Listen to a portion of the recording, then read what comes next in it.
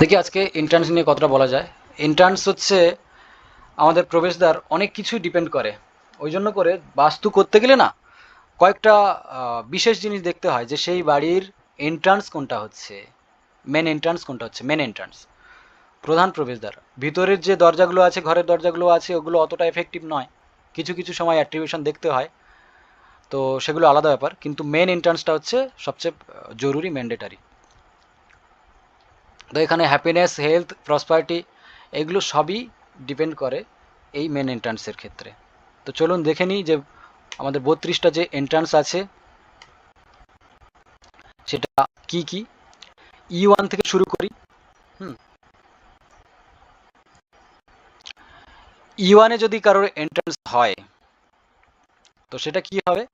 Sudden loss নিয়ে আসবে। লসটা কেমন হতে পারে? Money loss. আরও কি করবে? ফায়ার রিলেটেড অ্যাক্সিডেন্ট দেবে। ফায়ার রিলেটেড অ্যাক্সিডেন্টটা কেন দেবে, এইটা যখন দেবতা কোর্স করব, সেইখানে ওইখানে গিয়ে আলোচনা করব যে কেন এই ফায়ার রিলেটেড অ্যাক্সিডেন্টটা হচ্ছে। ওইখানে একটা দেবতা আছে যার অ্যাট্রিবিউশন অনুযায়ী এরকম হয়ে যাবে। যাই হোক,